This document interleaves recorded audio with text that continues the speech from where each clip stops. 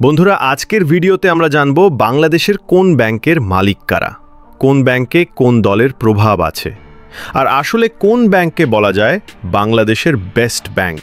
প্রথমেই আসি রাষ্ট্রায়ত্ত ব্যাংকগুলোর কথায়, যেমন সোনালী ব্যাংক, জনতা ব্যাংক, অগ্রণী ব্যাংক, কৃষি ব্যাংক। এগুলো পুরোপুরি সরকারের মালিকানাধীন। এখানে রাজনৈতিক প্রভাব থাকে, কারণ সরকারই পরিচালনা করে। বাংলাদেশে অনেক বেসরকারি ব্যাংক আছে।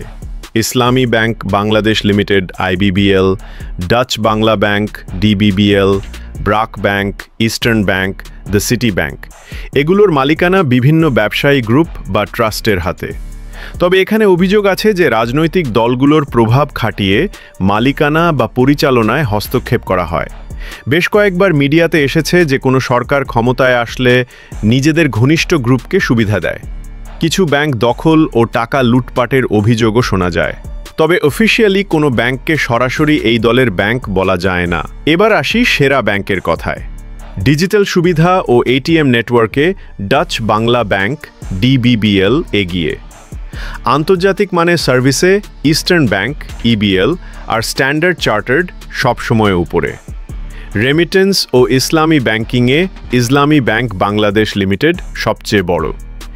SME ও কর্পোরেট ব্যাংকিংয়ে ব্রাক ব্যাংক প্রশংসিত। তাহলে বোঝাই যাচ্ছে বাংলাদেশের ব্যাংকগুলো সরকারি বা বেসরকারি মালিকানাধীন হলেও প্রায় সবখানেই রাজনৈতিক প্রভাব রয়েছে।